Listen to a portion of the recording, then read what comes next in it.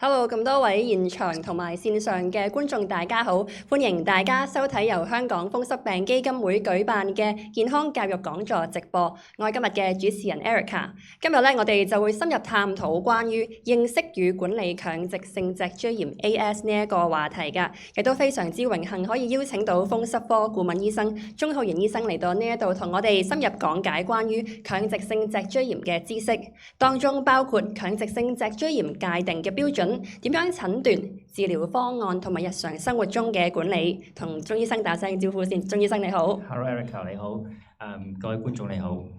咁都提一提咁多位嘅觀眾啦，無論係線上定係線下嘅觀眾。咁我哋咧今日係會進行呢一個講座啦。可能喺講座嘅期間，你哋會有疑問嘅。咁我哋去到今日嘅節目嘅尾聲咧，係會有個問答環節嘅。咁大家就可以將你哋嘅問題留低喺最後嘅環節。咁我哋就會邀請鍾醫生為大家一一解答㗎啦。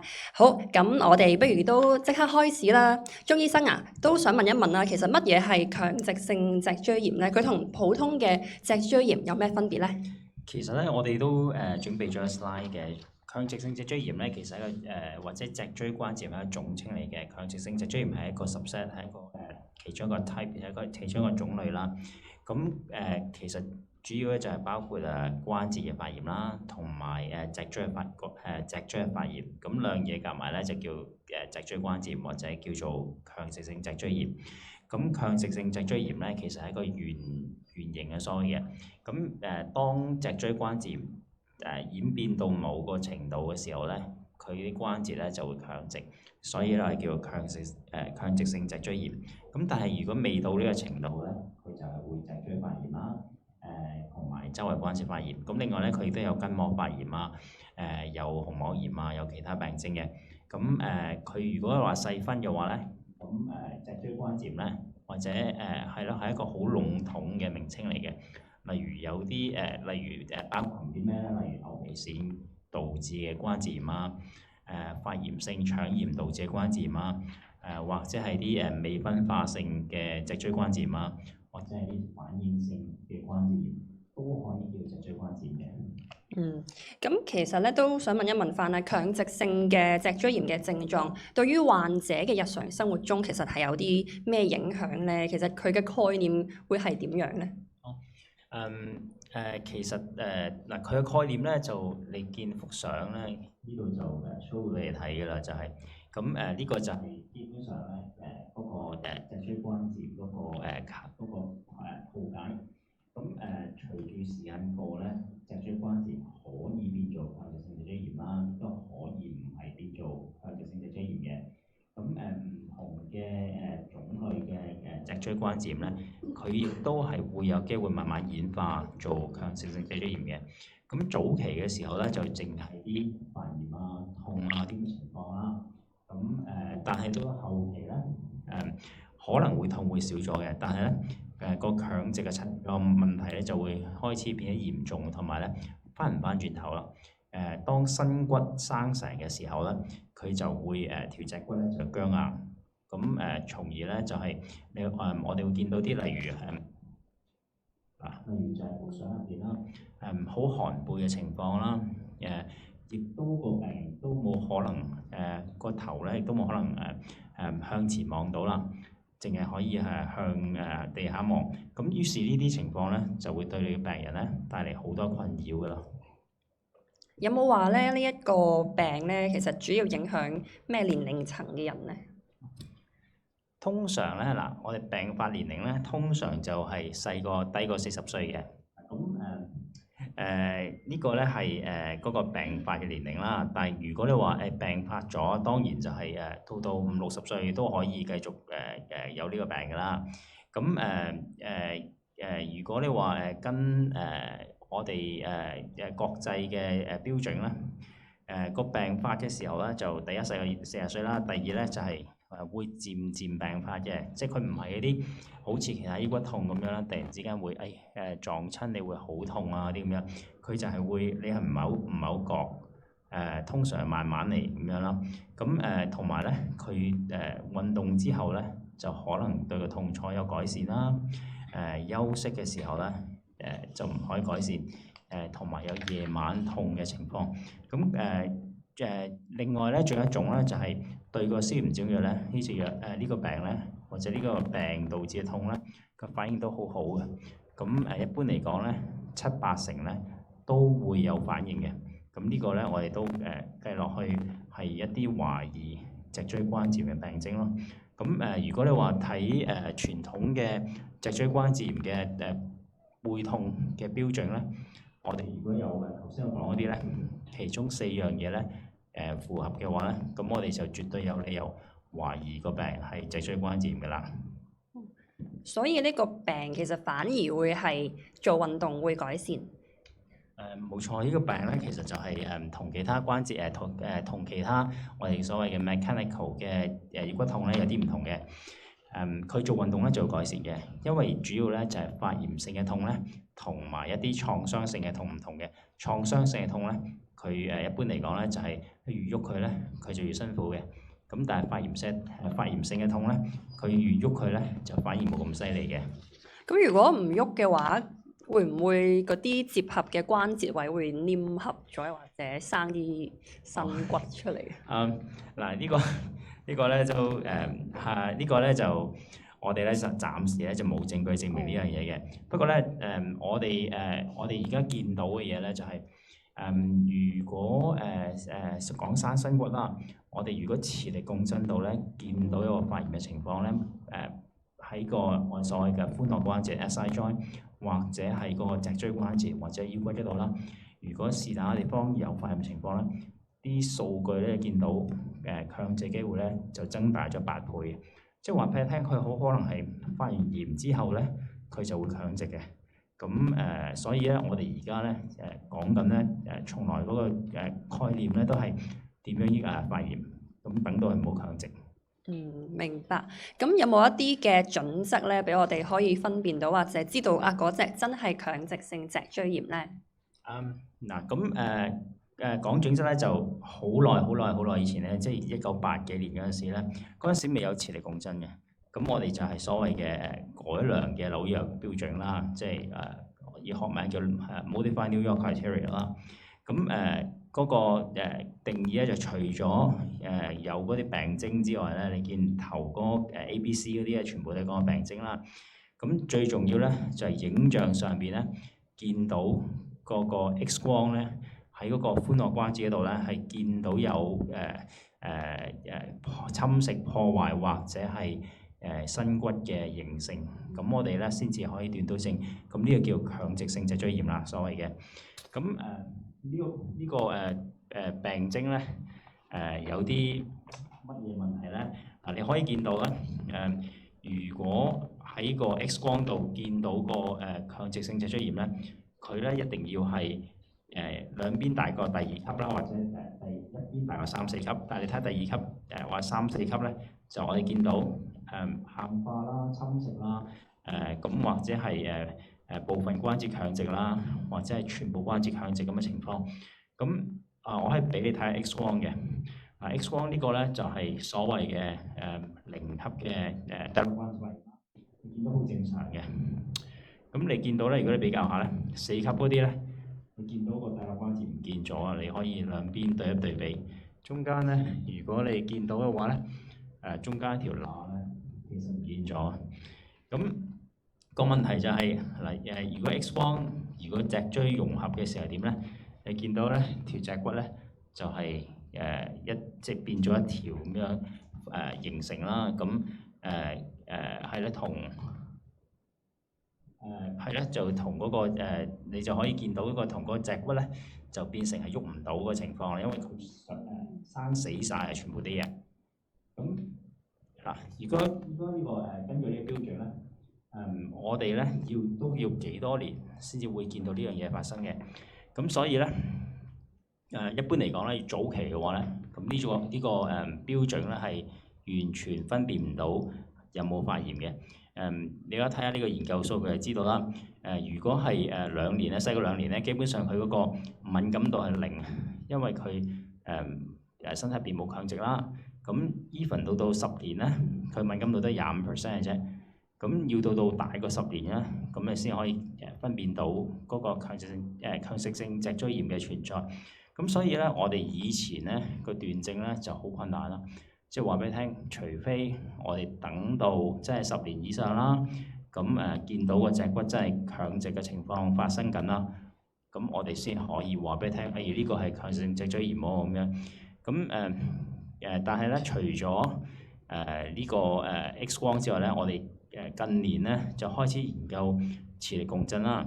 磁力共振咧，我哋見到咧就係可以好早期就可以睇到發炎。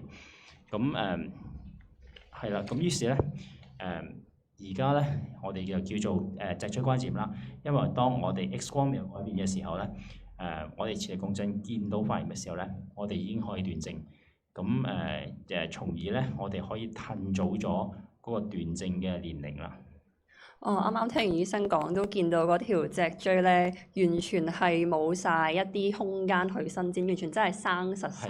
睇嚟即係嗰個影響其實係可以好大。咁除咗做磁力共振之外咧，仲有冇啲咩其他測試咧？呢一樣嘢係先天啦，定係後天咧？如果係先天嘅話，有冇啲乜嘢嘅家族性遺傳嘅測試係可以做到嘅咧？呢樣嘢咧就即係呢個脊椎關節咧係有先天成分同埋後天成分嘅。咁如果你話點樣去斷症咧？咁而家我哋喺2009年之後咧就一個國際認可嘅組織啦，叫 ASAS 啦，咁就有個斷症嘅標準嘅。咁嗰個標準咧雖然就唔係話一個高 standard 啦，但係一般嚟講就係俾醫生可以做一個指引啦。咁一般嚟講咧，如果你 X 光見唔到發炎嘅話咧，咁你就考慮做2個檢查，一個咧就係磁力共振啦，當然就係咁睇下呢個底落關節度有冇發炎嘅情況啦。第二個方法咧就係睇一個叫遺傳基因咧，叫 HLA-B27嘅遺傳基因。咁一般嚟講咧，如果係男性嘅話咧，佢個遺傳基因嘅機會係高啲嘅。咁如果女性咧就低啲嘅。咁冇呢個遺傳基因咧，唔代表佢冇脊椎關節炎嘅，但係有咧，通常咧個前景就差啲啦，即係強直機會咧就大啲。咁如果統計學數據咧，脊椎關節炎咧，即係未強直之前咧，一般嚟講咧，遺傳基因咧有嘅機會咧，大約30-40% 嘅啫。咁但係如果你話佢到強直性脊椎炎咧，佢就陽性嘅機會咧就會去到95%。咁即係話俾你聽咩咧？即係話俾你聽有呢個基因咧，大部分咧都係會強直嘅。你冇呢個基因咧，強直機會就細好多啦。咁呢個係其中一樣嘢，我哋會考慮，例如病人究竟評估佢有冇機會強直啊？咁評估佢究竟控制發炎係咪足夠？係咪需要用啲強力啲嘅藥啦？咁呢啲咧就係HLA-B27可以幫到我哋嘅嘢啦。咁除咗磁力共振同 HLA-B27咧，如果係見到試下又係見到陽性或者係見到磁力共振見到發炎咧，我哋仲有一紮嘅病徵咧，我哋會考慮嘅。咁例如我哋都寫咗出嚟啦，例如係啲發炎性嘅脊骨痛啊，或者周圍關節發炎啊，或者所謂筋膜炎啦。我哋好多時咧腳板啊、腳踭嘅地方咧會痛啦、會發炎啦。咁或者我哋叫做指炎啊，咁英文名叫 dactylitis。咁嗰啲咧通常就係成隻腳趾或者手指嘅發炎，咁比較少見嘅。不過係佢同周圍關節有啲唔同，因為真係成隻手指都會嘅。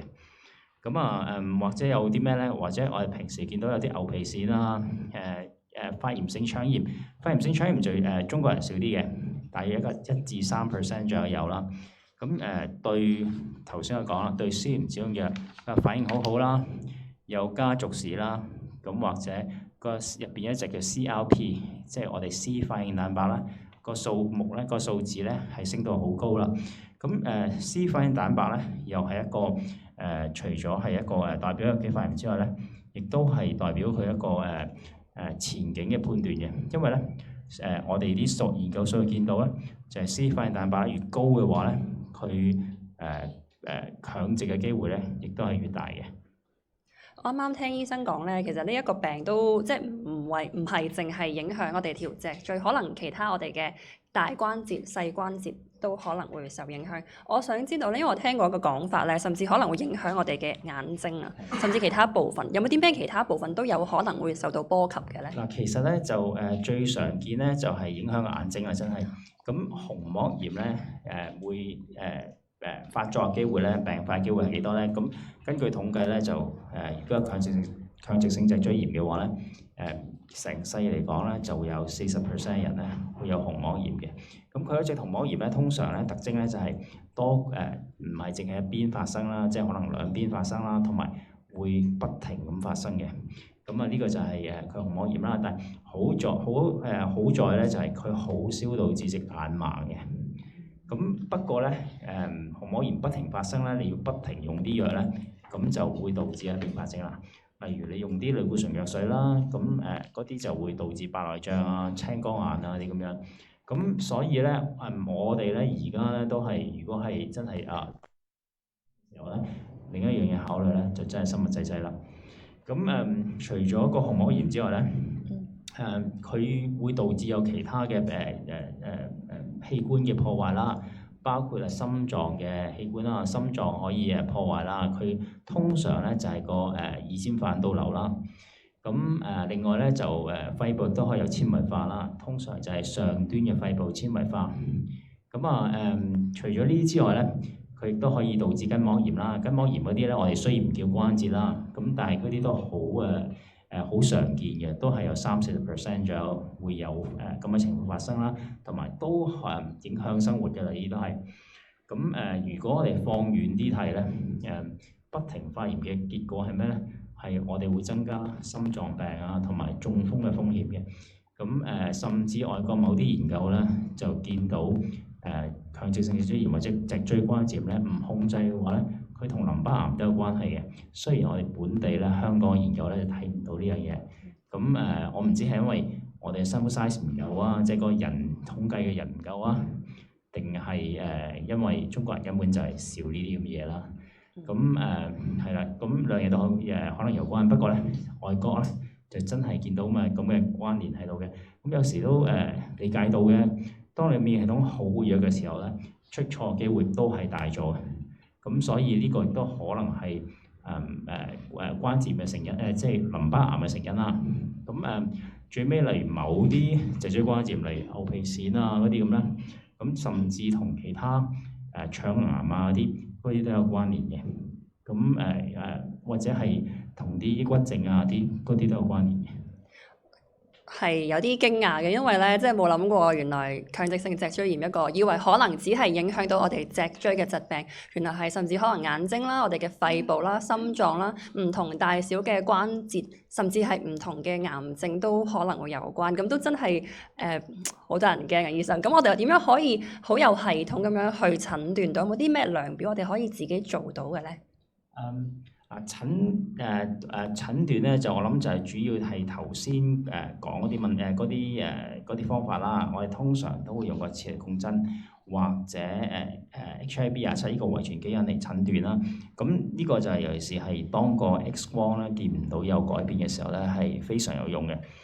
咁但係咧我哋要監察佢究竟有幾活躍咧，咁呢個咧就係有啲難度啦，因為咧其實統計學上咧就40%病人咧，即係我唔係指強性關節病人啦，係40%嘅病人咧，即係一般population 求其測一個咧，有40%嘅機會咧，你都問佢咧，佢都有啲腰骨痛嘅。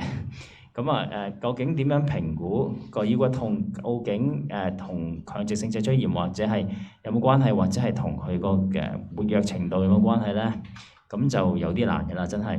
咁我哋通常咧第一樣嘢咧就係用自我評估方法啦。我哋手上面有啲所謂問卷啦，我哋有個叫 BASTA 問卷，我陣間可以 show 俾你睇下嘅。咁我哋就可以問一問佢，自己評估一下，究竟個病有幾活躍啦。咁頭先咁講啦，C 發現蛋白係一個好重要嘅評估嘅因素啦。如果佢陽性嘅話咧，咁即係話俾你聽，佢嗰個好可能個病都活躍緊，咁同埋佢嘅前景會差啲嘅。咁同 C 發現蛋白好似咧，有個所謂嘅血沉降啦。咁血沉降越高嘅時候咧，通常同 C 發現蛋白都係平衡嘅。咁如果血沉降高，亦都係代表緊你嗰個病係會弱啲。咁但係要注意咧，血沉降咧其實同嗰個歲數咧都有關聯。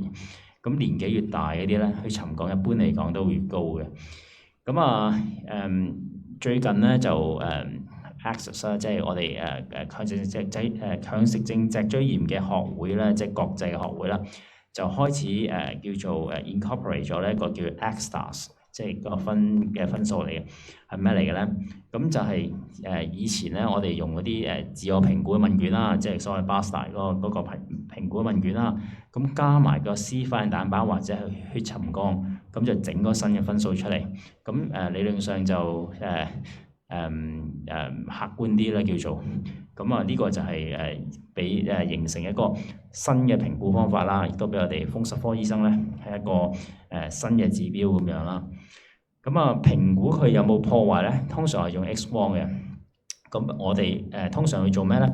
就 X 光就係睇嗰個 LS spine 啦。咁我哋就會見到個 SI joint 有冇改變啦，或者見到嗰個脊骨咧有冇新骨形成啦。咁最尾咧就用磁力共振。磁力共振咧就我哋一般嚟講咧就脊骨咧就一定係要睇磁力共振嘅啦。咁有啲人就話超聲波得唔得咧？超聲波得嘅，不過主要就唔係睇脊骨，就睇周圍關節。咁呢個咧就係我哋所謂嘅評估方法啦。咁亦都可以俾大家睇下個即係自我問卷調查啦，即係 BASDAI 係乜嚟啦。咁BASDAI 咧一般嚟講咧就有6條問題啦。咁第一條問題咧就究竟你有幾攰啦？咁可能好多人都好高分嘅呢個就。咁第二個咧就係睇下脊骨有幾痛啦。咁如果你話即係10分滿分，就10分最差啦，0分就最好。咁所以一般嚟講咧，我都醫生咧一般嚟講都會問你問題。例如你話腰骨痛，咁究竟你幾痛咧？點評估咧？就話10分最差。好，你自己評估你自己幾多分啦？咁第三咧就係周圍關節發炎啦。咁如果你關節腫痛嘅話咧，你就會評估高分啲啦。如果唔痛咧，就低分啲啦。第四咧就係嗰個筋膜炎啦。踩落地下腳板腳踭或者胸口筋膜有幾痛啊？第五咧就係第五、第六都係神經嘅，就係睇嚴重程度啦，同埋嗰個時間究竟有幾多啦。咁咧正我話齋啦，咁BASDAI 我哋覺得都好點講？好即係唔客觀嘅方法啦，我哋覺得係。咁因為其實你幾老實啦，頭先嗰啲評估咧，啲分數咧都好上落好大可以。個病人心情唔好今日，咁可以評估差返2分嘅。咁病人心情好啲咧，可能分數低返2分咁樣。咁於是咧，我哋咧就開始就諗有冇一啲客觀啲嘅指標加落去啦。咁我哋就於是加咗 CRP 或者 ESR 落去，因為嗰啲無論心情好唔好，你都會抽出嚟咁多㗎啦。咁我哋於是咧加咗落去咧，就變咗一個綜合指標嘅 ACSTAS 嘅指標。咁而家咧我哋好興就用呢個 ACSTAS 指標嚟做一個評估嘅分數嘅。咁如果再唔係咧，真係再精確啲、精準啲咧，就真係要個磁力共振嚟監察啦，就睇一睇究竟有冇發炎嘅情況啦。咁醫生可唔可以都大概可以總結一下咧？有邊一類嘅人士咧，其實會容易啲有呢一啲嘅評測得嚟個分數會高啲，容易啲會患上強直性脊椎炎咧？如果你話如果我講強性脊椎炎先啦，如果你有強性脊椎炎嘅話咧，呢啲分數高啲咧，一般嚟講咧都係比較活躍嘅人士啦。咁如果係啦，如果你話喺脊椎關節以外嗰啲咧，用呢個分數咧，其實就冇咩意思嘅，因為一般嚟講，我哋就呢個咧，淨係我哋評估脊椎關節嘅分數嘅啫。咁如果以前咧就有啲數據話，如果年紀大咗，例如係45歲以上咁樣，開始咧個病就冇咁活躍，可能大家聽過㗎啦，因為個關節咧都冇咁痛啦，或者係啲脊骨冇咁痛啦咁樣。咁但係咧，我哋而家咧最新嘅數據咧睇到，如果我哋任何人係咪去照磁力共振嘅話咧，我哋開始發現咧，其實嗰個發炎指數咧，即係發炎嘅情況咧，都未必真係咁好啊！即係我想象中唔好，唔係45歲之後咧都冇咗發炎，只不過係冇咗痛嘅，發炎咧仍然持續嘅。咁呢個咧就係我哋而家見到嘅嘢咯。咁當然咧需唔需要處理咧？我哋就有啲我哋所謂 debatable 啊，即係有啲爭議性啦。咁我咧就覺得就可能就真係磁力共振如果有好多發炎嘅話咧，可能都真係要處理。咁點解咧？因為基於頭先我講啦，如果話磁力共振好多發炎嘅時候咧，我哋都會增加咗心臟病、中風嘅風險啦。咁如果我唔處理嘅時候，呢啲風險都唔會降落去嘅。咁我哋記得咧就2021年我哋做過份研究啦。我哋見到咧就係強直性脊椎炎嘅病人咧，整體嚟講咧個心臟病中風險咧都高咗3倍。咁但係咧用緊 TNF 啲人咧，就係風險就明顯下降咗。咁咩原因明顯下降咧？就除非你信個 TNF 係可以預防心臟病中風啦。咁但係呢隻藥應該就唔係啦。如果唔係而家我哋每個心臟病中風嘅病人都應該用 TNF 至係啦。咁如果唔係嘅話咧，就係因為控制發炎控制得好，咁所以咧呢啲危險因素咧，或者心臟病中風嘅機率咧就降翻落去。啱啱咧，醫生都開始提到一啲藥物嘅名稱啦。可唔可以同我哋講下咧？其實即係治療方面咧，有啲乜嘢係可以幫到我哋嘅患者咧？仲有啲咩藥物啊係可以使用嘅咧？好啊，講下啦。咁其實講藥物之前第一樣嘢咧，就係要講下究竟有乜嘢因素導致個脊椎關節會變強直性脊椎炎，即係嗰啲所謂嘅差啲因素啊。包括乜嘢咧？包括係食煙一啲啦。咁頭先我講啦，C 發現蛋白高啦，或者磁力共振見到有個發炎徵象啦。B27係陽性啦，男性啦。或者你根本上係開始嘅時候已經見到啲新骨形成啦。咁你亦都係再有新骨形成機會咧增大咗嘅。所以咧咁多樣處理方法咧，第一樣嘢咧，我覺得最緊要咧就係戒煙。咁如果病人食煙嘅話咧，就一定要戒咗佢啦。即係食煙除咗有其他啲唔好影響，例如心臟病、中風啊，或者係導致某啲癌症之外，自己本身咧佢都會導致個脊椎關節咧會差啲嘅，會強直機會大啲啦，發炎亦都會多啲嘅。咁於是第一樣嘢咧就係戒煙。第一線咧，通常係用所謂非類固醇嘅抗發炎藥啦，係學名叫 NSAID 啦。咁呢隻藥咧，我哋好常用嘅，但係個效果咧真係唔係咁理想嘅。如果睇研究數據咧，一般嚟講咧，可以處理到脊椎關節炎嘅機會咧，大約就係10至15%。咁止痛係真係止到嘅，不過如果你話真係之後食完之後食一段時間之後，再照個磁力共振咧，其實個發炎都係喺度嘅。咁我研究數據咁講啦，咁其實我就唔係好知道究竟嗰10至15%咧，究竟係自己好翻啦，定係需唔需要藥導致好翻嘅？咁第二咁跟住再落係咩咧？可以如果周圍關節發炎咧，腫啊、紅啊、痛咧，我哋可以注射啲類固醇落去啦。咁注射類固醇咧，其實個效果都幾好嘅。例如我哋注射落去個髖關節度咧，啲研究數據見到咧，都有50% 嘅機會有機會制止到發炎嘅。咁當然話之後會唔會再發炎翻咧？咁呢個就冇咩數據，我相信都會嘅。咁跟住咧再上咧就係所謂嘅磺胺啦，即係嗉洛沙羅啦。咁嗉洛沙羅咧一般嚟講咧就處理個周圍關節咧就可以嘅，但係處理脊椎關節咧就唔係好得嘅。咁所以咧磺胺係留喺咧處理嗰個周圍關節嘅啫，脊椎關節係冇用嘅。咁跟住咧就係所謂嘅生物製劑啦。咁生物製劑我哋分開幾類嘅。傳統啲咧就係個所謂嘅 anti-TNF 啦。anti-TNF 咧其實都歷史好耐㗎啦。咁我做學生嘅時候咧，佢已經存在嘅 anti-TNF 第一代嘅 anti-TNF。咁anti-TNF 嘅好處咧就好長歷史啦，我哋都幾肯定隻藥有效啦。咁但係個唔好處咧都係佢個風險比較大啲，一般嚟講咧，佢會感染啦，尤其是擔心嘅就係肺癆菌感染啦。咁呢個就係NTF 嘅感染啦。咁另外咧，佢亦都有機會導致肺部纖維化啦，亦都有機會致癌。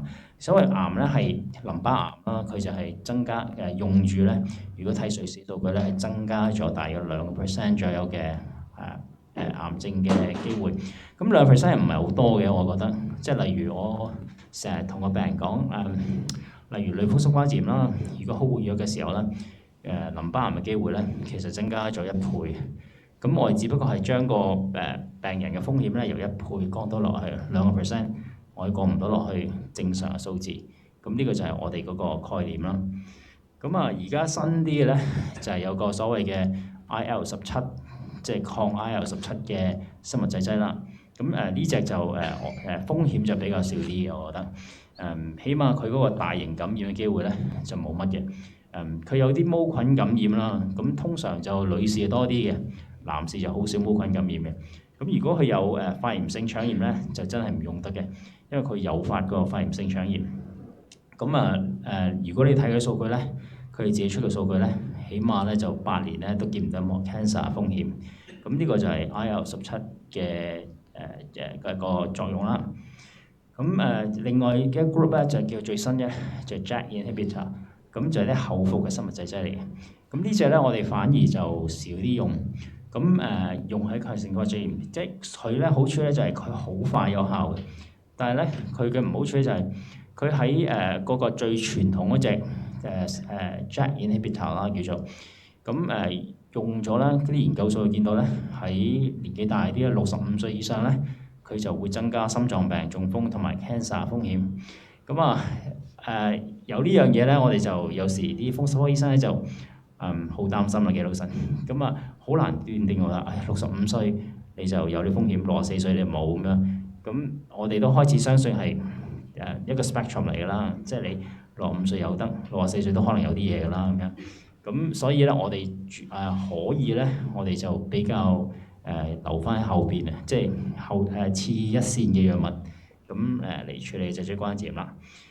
咁最尾咧，我哋講下啦，就當個關節發炎咧之後咧，一般嚟講咧，物理治療咧都會改善到或者係保存到個功能嘅。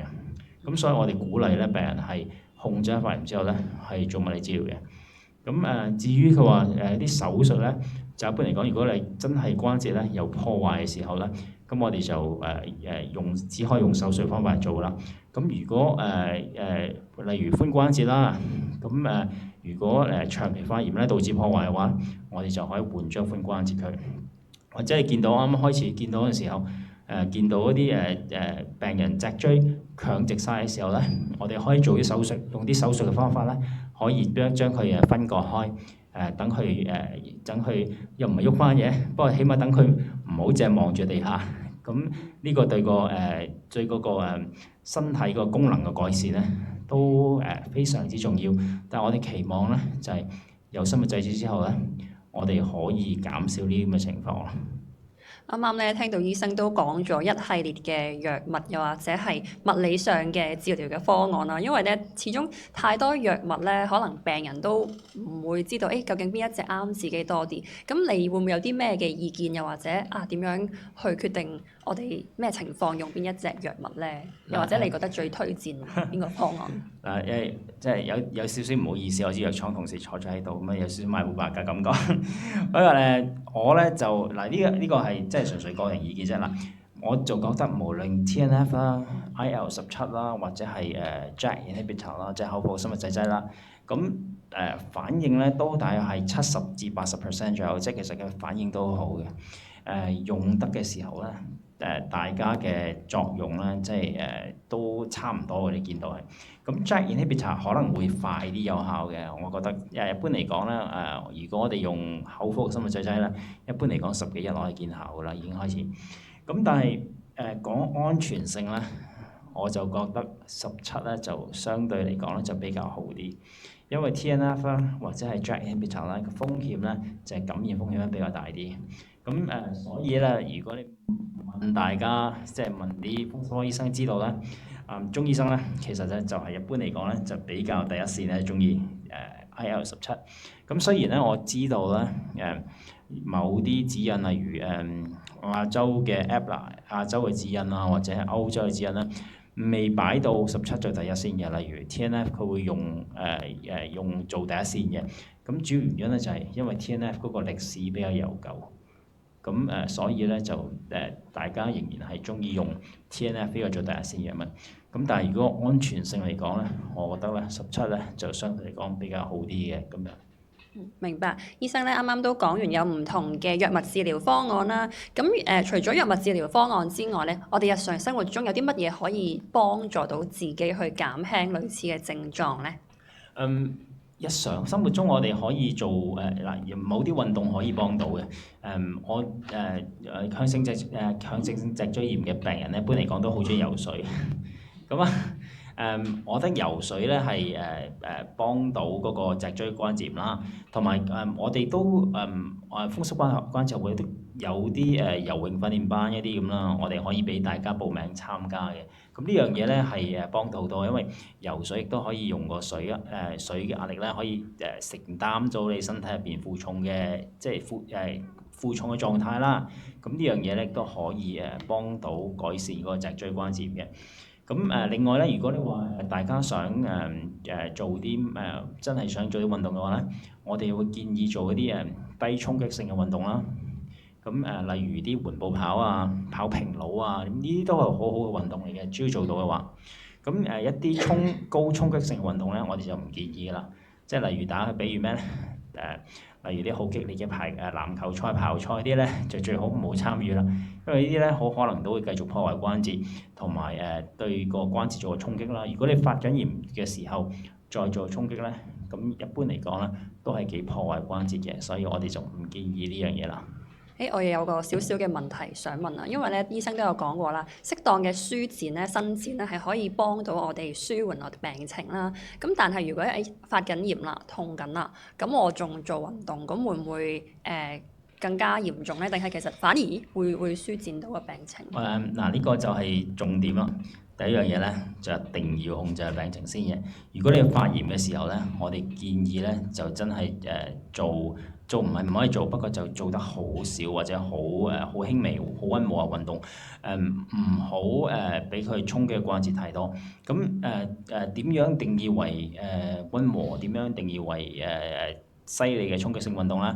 就通常咧，我哋嘅建議界定咧就係你做嗰陣時咧，會唔會誘發啲病徵啦？例如你做完之後，你覺得個關節好痛嘅，咁你就唔好做落去啦。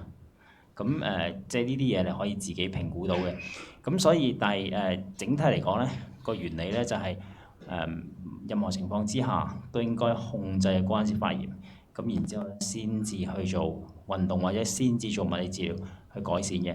亦都有數據研究過呢樣嘢嘅，就係發現咧，如果係你發緊炎嘅時候咧，做物理治療咧，其實幫助都唔大嘅。咁所以咧係啦，所以我哋個準則咧就係控制發炎，就係呢樣嘢最緊要咯。明白。咦，咁有冇話即係我哋平時生活中啊、瞓覺啊、瞓點樣嘅床褥啊會好啲咧？即係譬如我哋日常嘅姿勢要點樣做先至會避免到情況加劇落去咧？係以前咧你見啲風濕科醫生咧，或者你見我師傅嗰陣時啦，即係盧教授佢哋就會即係以前讀書嗰陣時就話俾你瞓覺嘅時候應該最好就瞓啲硬板啲嘅床，咁強直嘅時候咧就唔會變得咁變形變咁多啦，亦都唔會會彎晒條腰啦。咁呢個係一個概念啦，但係理論上而家咧應該唔係咁擔心呢樣嘢。我哋 supposedly 咧，如果生物製劑用得夠早嘅時候咧，呢樣嘢唔應該發生。咁所以咧我哋咧而家嘅睇法就係你瞓咩床褥都唔特別有影響嘅。如果你控制發炎控制夠快，因為生物製劑我哋控制都幾好，70%至80%都有反應或者係可以撳低發炎嘅。咁所以如果控制得快嘅時候咧，嗰個姿勢咧應該就唔係特別影響，只係。唔該醫生。咁啊，啱啱醫生嘅分享嚟到呢一度啦，我哋接住落嚟咧就會開始問答嘅環節啦。我哋喺線上咧都已經開始收到唔同朋友嘅提問，咁不如我都幫線上嘅朋友去提問先啦。咁喺現場嘅觀眾咧都可以去諗下你哋有冇問題，咁我哋咧稍後可以邀請大家去提出問題嘅。咁啊，我都收到一個疑問啦，就係話啦。如果強直性脊椎炎咧，佢個患者佢嘅疼痛情況已經大大減少咗咯喎，係咪可以停藥咧？呢個咧就其實我諗就難答你哋問題啲，因為咧我哋用啲藥咧數據咧就係70-80%有改善啦。我呢啲咁嘅數據咧就好多研究都見到嘅。但係你話俾我聽，我哋停藥究竟有幾多 percent 會走翻問題出嚟咧？呢個就數據就比較欠缺，即係唔係好多咁嘅數據。雖然咁講咧，我哋喺見到有兩份研究嘅，一份喺歐洲，一份喺美國咧個數據咧就係，如果你停藥嘅話咧，一般嚟講復發率咧係介乎喺50-70% 啦，咁或者係另一份數據都係50-60% 左右。咁即係話俾你聽，突然之間停藥咧，其實你復發機會好大嘅。咁因為佢個數據佢個研究都係做咗1年之後，然之後突然之間話停就停啲藥，將啲藥停晒咁樣，咁就發現1年之內復發機會就係咁多啦。咁講1年啫，咁2年可能仲高啲。咁所以咧，我哋咧就唔係好鼓勵人哋突然之間停晒藥嘅。咁你話唔突然之間停晒，咁減藥得唔得咧？減藥咧，我哋喺嗰個研究咧就見到如果將啲藥減低過1/4嘅話咧，咁個復發率咧大約係11%至20幾%之間。咁個數字就好咗好多。咁所以咧，我哋覺得減藥嘅機率咧。都即係睇落去咧，咁都可以接受嘅，即係都可以俾病人試下減藥嘅。咁呢個都係講緊1年之內冇任何病徵啦。咁然之後咧，先至考慮減藥嘅時候嘅數據就係咁。咁我哋喺香港咧，即係香港大學咧，我哋而家都做緊咁嘅研究，我知道。咁個數據未出嘅，不過我諗個數字睇落去咧都差唔多咁樣嘅數字啦。咁所以我覺得喺中國人嚟講咧，呢個數字都係 apply 嘅。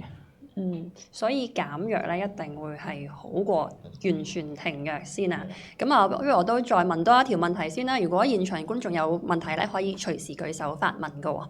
咁我問多一題先啦。咁有人咧就問啦，因為咧其實有時我哋腰酸背痛啦，都可能會去做下按摩啊、推拿或者係拍骨咁樣。咁如果係真係呢個情況患上咗嘅話，咁醫生會唔會建議我哋去做呢一啲咧？定係唔得唔可以做咧？我就唔會咁即係武斷話俾你聽唔得嘅。咁一般嚟講，你話推拿啊、拍骨啊呢啲都係啦，可能會舒服啲啦咁樣。咁我咁講咧，因為我哋冇咩數據睇到呢樣嘢對嗰個病嘅影響，即係好實際嘅。我哋西醫就係你做咗研究出嚟，做咗數據咁樣，咁你咪係啦，你咪可以知道究竟有幾多影響，幾多好啊唔好啊咁。但係咧我個 concern 咧就係，如果做推拿或者係做啲拍骨嗰啲咧，可能咧就會唔會傷到腰骨咧？例如打個比喻，某啲我哋知道強性關節炎咧有啲情況啦，例如生新骨嘅時候啦，佢容易啲骨折嘅，或者係會增加骨骼疏鬆嘅風險嘅。咁呢啲咁嘅情況，如果做得唔好手勢嘅時候，會唔會有呢啲咁嘅危險性咁嘅風險出嚟咧？咁呢樣嘢咧就係我哋嘅concern，我哋擔心。咁所以我諗做呢啲之前都要考慮埋呢啲因素落去咯。所以因為即係患上呢個病咧，有時可能骨啊會生到唔同嘅情況啦，甚至可能會真係完全生直晒，可能按一按或者拍一拍咧，都有可能會加劇個病情。咁所以大家如果真係有諗住去做嘅話咧，都要再考慮返自己自身身體嘅情況先啊。咁睇下有冇現場觀眾有提問？好，又或者呢位綠色衫嘅先生先可以大嗌你嘅問題。我想問下咧，張醫生你先頭講咧，亦都係講食藥啦，咁啊梗係最好就控制個發炎啦。咁我想問下咧，會唔會有啲具體少少譬如食物啊、天氣啊等等方面，我哋可以注意即係盡量去避免。即係我明白佢唔會有一個好 straightforward 話一定我點樣做就點樣做，但係會唔會有咩？嗱食物咧就嗱幾老實嘅，我咧就比較唔信食物可以改善到脊椎關節嘅。咁我知有啲研究咧就顯示，例如維他命 D 咧個缺乏啦，例如補充翻啲維他命 D 咧，可以有機會改善發炎嘅。咁我相信就算改善咧，都應該係好少嘅發炎可以改善啫，即係唔可以大規模改善嘅發炎嘅。所以我覺得實際啲咧，都可能真係要用翻藥物，例如生物製劑呢啲咁嚟控制嗰個脊椎嘅發炎嘅。咁至於你話天氣同佢有冇關咧？咁天氣咧，我哋對啲破壞關節嘅時候咧，係即係破壞咗關節咧，其實係有關嘅。所謂啲老人家成日話，翻風落雨我關節痛啊咁樣，咁中咗個天文台咁樣。咁點解會咁咧？因為你破壞關節破壞咗咧，你嗰個神經咧會暴露咗出嚟啦。咁你外邊嘅壓力改變咗，氣壓改變咗，咁你關節入邊壓力咧都會改變嘅。咁呢樣嘢咧會導致嗰個關節容易啲痛嘅。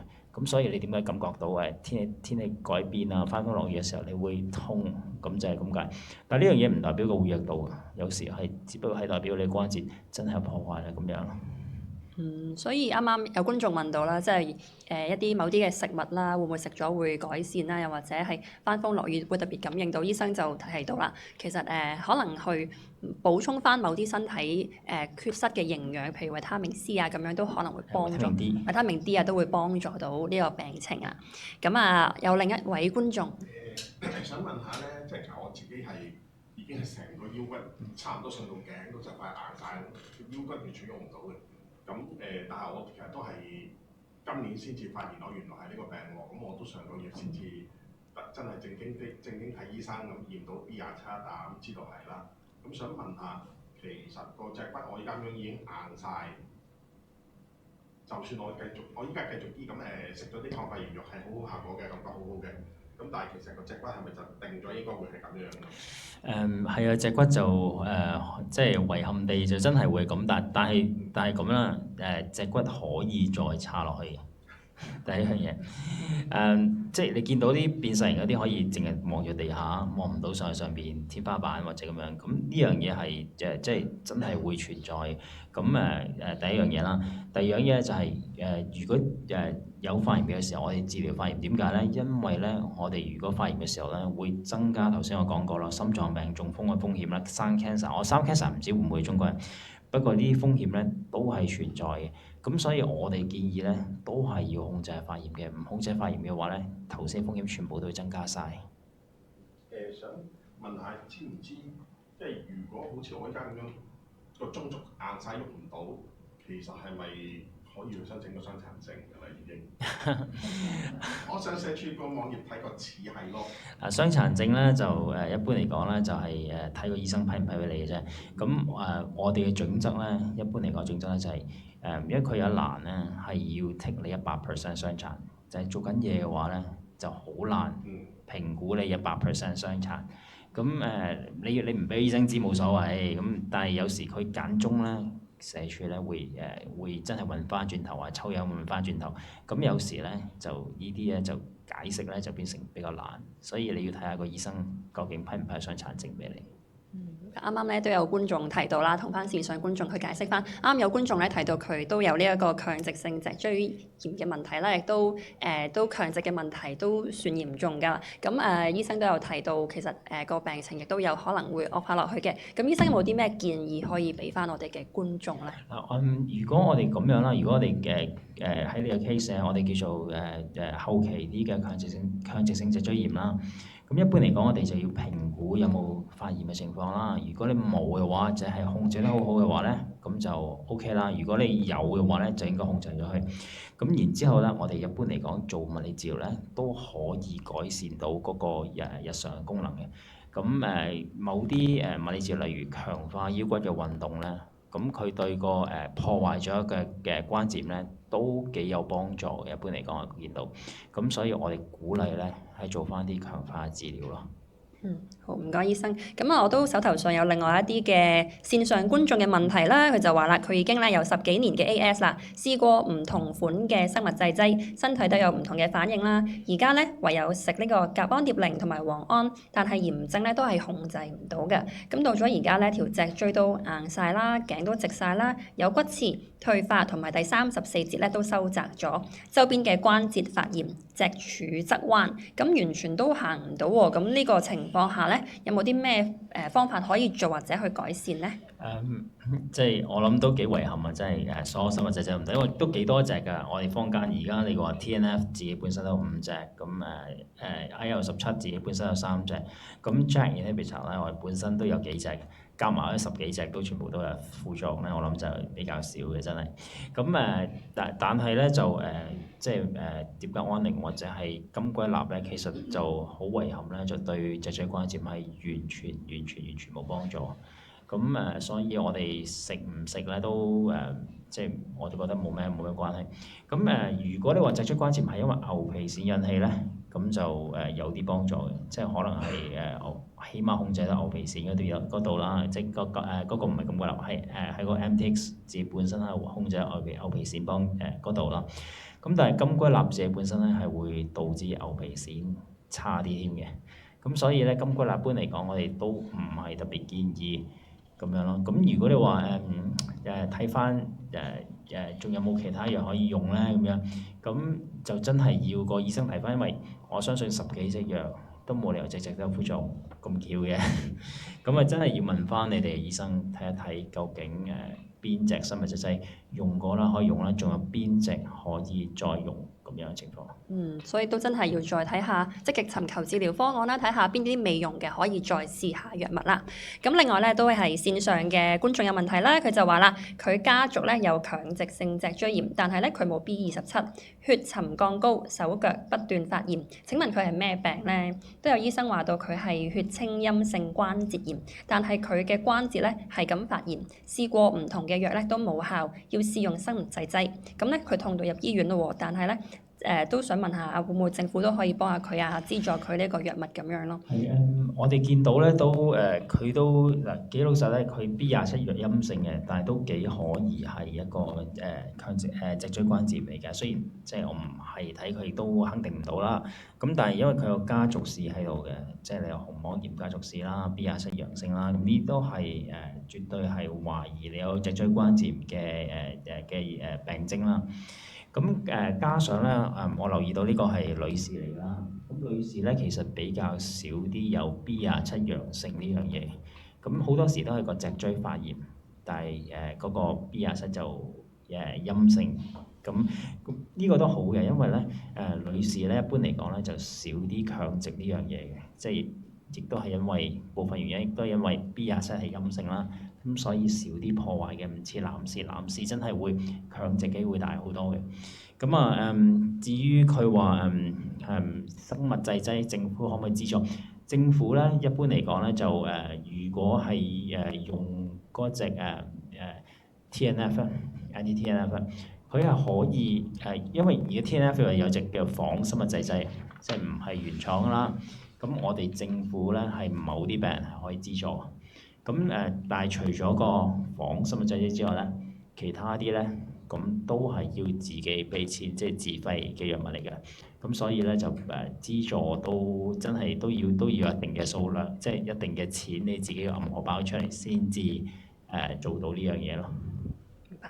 好啦，跟住仲有另外一條問題咧，都係一個線上嘅觀眾，佢就話咧佢係 B27陰性，血沉降稍高，C 反應正常 ，MRI 骨骼關節髖關節正常，但係咧就會痛，腰椎、胸椎、頸椎有退化，頸椎 C3、C6 有膨出痛、僵硬，咁係咪可以排除係 AS 咧？嗱，我哋都真係要睇下磁力共振係點樣嘅。第一樣嘢係睇有冇發炎啦。咁如果有發炎嘅話，就排除唔到啦。如果發炎嘅話，就係直情斷症添啦。咁第二樣嘢咧，我哋就算破壞呢個髖關關節咧，我都有睇下有冇其他嘅徵象啦，例如某啲侵蝕啦，有啲某啲骨骼嘅壞死啦，或者有強直嘅現象，呢啲情況咧，其實都係啲強直性脊椎炎嘅徵象嚟嘅。咁如果有呢情況咧，其實我哋斷症嘅機會咧就會增加咗嘅。咁除非頭先我講嗰啲咧都全部都冇啦，咁呢樣嘢先可以排除到強直性脊椎炎嘅。所以都係要即係再問醫生問詳細啲先知道啦。咁因為時間嘅關係啦，我哋嚟到最後一條問題啦。咁有觀眾就問啦，如果佢哋想生小朋友咧，強直性脊椎炎會唔會都遺傳到俾小朋友咧？有個統計咧，就一般嚟講嘅話，B27陽性咧，就通常都會下一代咧有25% 嘅機會再有強直性脊椎炎嘅。咁係啦，咁所以咧遺傳性係有嘅，因為我哋知道嘅免疫系統病咧，應該強直性脊椎炎咧遺傳嘅機會咧就最高。咁另外講一講啦，我哋都即係睇下講懷孕嘅時候啦。咁懷孕嘅時候咧，一般嚟講強直性脊椎炎咧都係會容易發作咗，即係或者會病徵會差啲。咁所以懷孕嘅時候咧都係一個比較頭痛嘅嘢。我哋要點樣控制佢咧，就係有啲難度，因為傳統啲藥物例如JAK inhibitor 啦，即係口服生物製劑啦，或者係我哋講嗰隻17嗰隻啦，IL-17嗰隻，懷孕嘅時候都唔可以用嘅。咁 TNF 可以用嘅，一般嚟講用到28週咯。咁除非你而家用緊一隻叫做所謂嘅 Satralizumab 嗰隻藥物啦，嗰隻就可以用到生小朋友嘅，直情係，因為佢研究到見唔到佢會嗰個 placenta 啦，即係嗰隻藥物唔會走過去 BB 度。咁呢樣嘢咧，我哋就覺得幾安全嘅呢樣嘢就係。咁所以如果懷孕嘅時候咧，如果想控制好個病情咧，因為如果你話懷孕嘅時候腰骨痛嘅時候咧，咁對個懷孕分娩嘅時候咧，都可能好大影響。咁如果控制個病情咧，就要轉做 TNF 或者所謂嘅 Satralizumab 嗰隻藥咯。唔該晒醫生，果然咧懷孕嘅時候都可能仲有好多地方要注意啦。究竟佢點樣管理自己嘅生活啦，甚至食藥都要真係好好注意一下啦。今日再一次多謝鍾醫生為我哋帶嚟咁多咁實用嘅資訊啦。希望咧大家了解多咗強直性脊椎炎之後咧，都可以好好照顧自己嘅身體同埋管理健康啦。咁如果大家咧有其他疑問嘅話咧，都記得要揾翻專業嘅醫生去查詢。風濕情報站係由受過專業訓練嘅病人媒體義工幫忙進行直播，令我哋嘅每一場直播都變得更加有意義。最後咧，大家喺畫面上咧會見到各個病人同埋小組嘅資訊。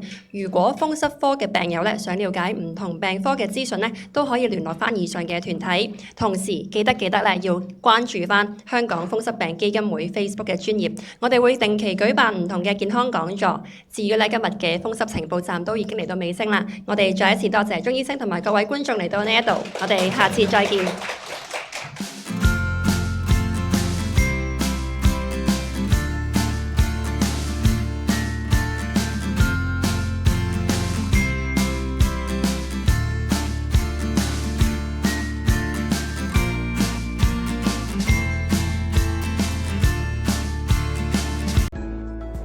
風濕不再，風濕不再，你我自在。